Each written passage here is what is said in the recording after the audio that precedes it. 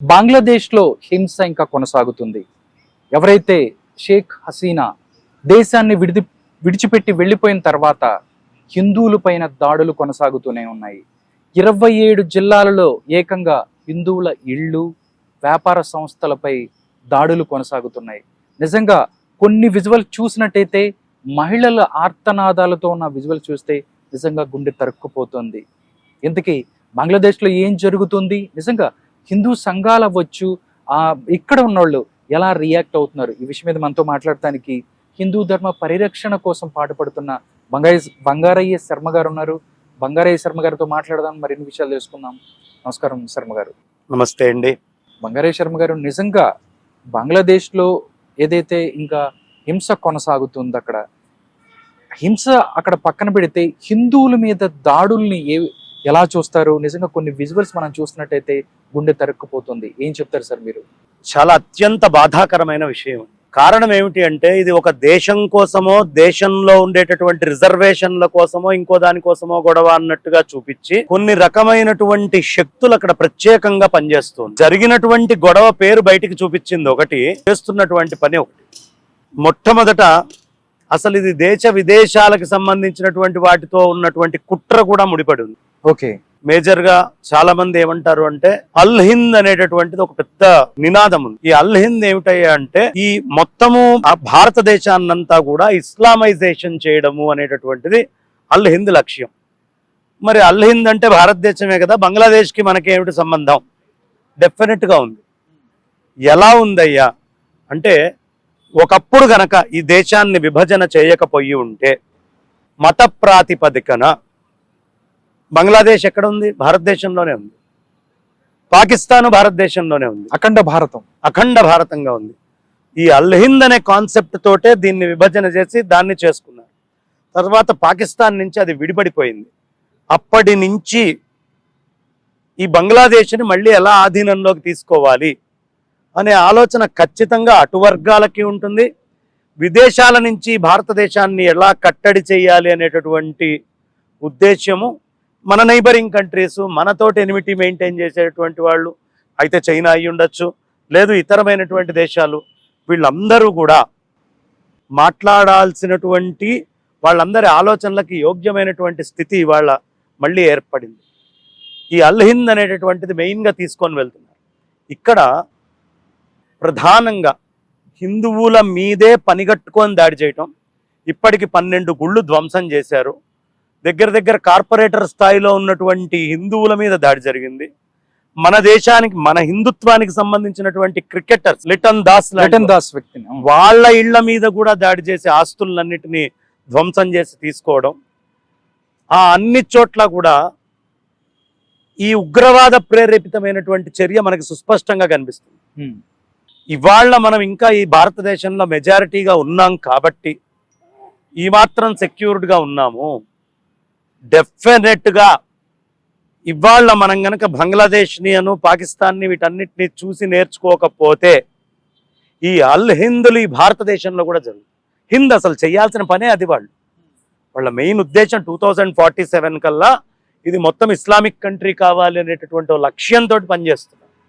ఇవాళ్ళైనా భారతీయులు వాళ్ళ ఆర్థిక మూలాల్ని, వాళ్ళ జనాభా లెక్కల్ని, మొత్తం ప్రతి విషయంలో జాగ్రత్తలు గనక తీసుకోకపోతే ఈ దేశంలో కూడా, ఒకప్పుడు పాకిస్తాన్లో బ్రహ్మాండంగా ఉండేది. ఫర్ ఎగ్జాంపుల్, ముందుకు బంగ్లాదేశ్లో టెంటిటివ్గా ఒక 14%, 22 నుంచి 24% మంది హిందువులు 1951కు ఉన్నారు. ఇవాళ 14% తగ్గిపోయారు. ఓన్లీ 8% ఉన్నారు. ఎక్కడికి వెళ్ళారు ఈ 14%? కేవలం ఇవాళ ఒక 2% పాకిస్తాన్లో మిగిలారు. మిగతా వాళ్ళందరూ ఏమయ్యారు? వీళ్ళకు కూడా సంతానం పెరగాలి కదా, ఏమయ్యారు వీళ్ళందరూ?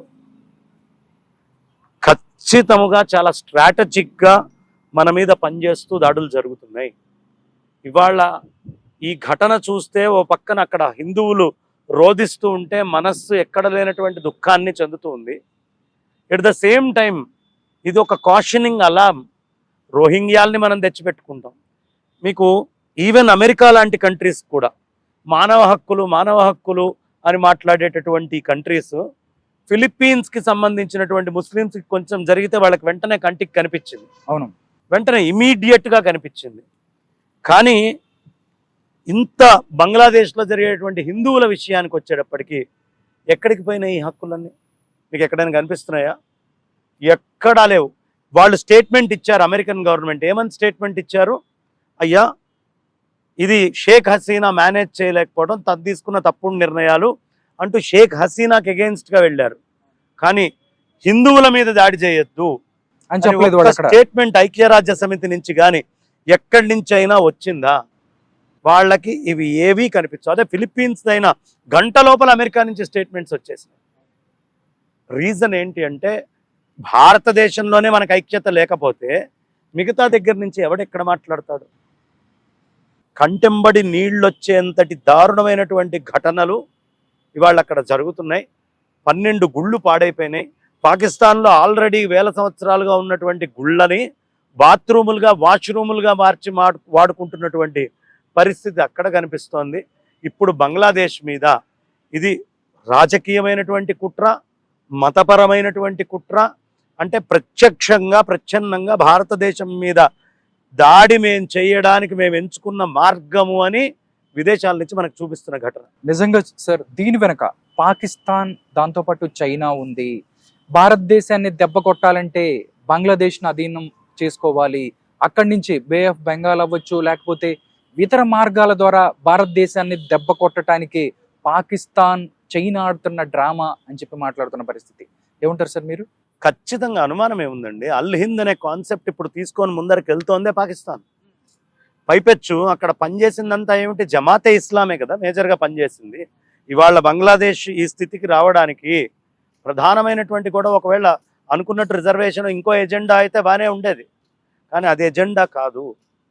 మొత్తము చాలా మటుకు బంగ్లాదేశ్లో ప్రధానమైనటువంటి అధికారులందరినీ కూడా కొనేయడం అనేటటువంటిది జరిగింది. వాళ్ళందరినీ ఆధీనంలో తీసుకోవడం అయింది.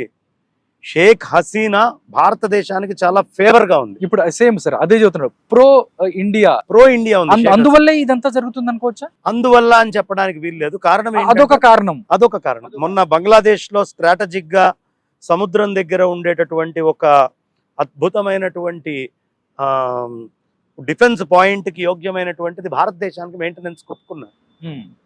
అది కాక మనం చాలా ఫ్రీ ప్రాజెక్ట్స్ ఇప్పటికే బంగ్లాదేశ్ కి మనందరు ట్యాక్స్ పేయర్స్ మనీని తీసుకొని వెళ్ళి కూడా పక్క దేశం బాగుండాలి అని ఫండ్స్ ఇచ్చి ఎలకేట్ చేసి చేయటం కూడా అయింది. ఇప్పుడు ఈ స్నేహభావం అంతా భారతదేశానికి వృధా అయిపోతుంది. సైన్యం యొక్క రూల్ తీసుకొస్తే చైనా ఎలా చెబితే అలా, పాకిస్తాన్ ఎలా చెప్తే అలా. బికాజ్ ఆల్రెడీ బంగ్లాదేశ్ పాకిస్తాన్లో ఉండి విడిపోయినప్పటి నుంచి అక్కడ ఐఎస్ఐ యొక్క స్ట్రెంగ్త్ చాలా ఎక్కువ ఉంది. చాలామంది భారతదేశానికి పురులియా లాంటి అటాక్స్ జరిగినప్పుడు కూడా మనకి అక్కడ బంగ్లాదేశ్ నుంచే ఈ బెంగాల్కి పంపించడం అనేది జరిగింది. అవును. కాబట్టి ఎప్పటి నుంచో వాడుతూ ఉన్నారు. ఈ బంగ్లాదేశ్ ఎందుకు స్ట్రాటజిక్గా పాకిస్తాన్కి అను చైనాకి చాలా ఇంపార్టెంట్ అంటే 4000 కిలోమీటర్ల బార్డర్, చాలా అతి పెద్దదైనటువంటి బార్డర్. అందులో లేక్స్ వస్తాయి, అందులో కొండలు వస్తాయి, అందులో నదులతోటి విభజన అయినటువంటిది, చిన్న చిన్న పాయింట్స్ తోటి సహా రైల్వే ట్రాక్ అటు బంగ్లాదేశ్, ఇటు సైడ్ ఇండియా ఉన్నటువంటి పాయింట్స్ కూడా ఉన్నాయి. ఓకే, ఇటు దూకితే ఇటు వచ్చేసేట్టుగా. కాబట్టి స్ట్రాటజిక్గా ఇండియాని చాలా పూర్గా వీక్ చేయాలి అంటే ఖచ్చితంగా బంగ్లాదేశ్ అనేది కనుక వచ్చింది అంటే, ప్లస్ నదీ జలాల పంపకం కూడా ఉంది బంగ్లాదేశ్కి ఇండియాకి.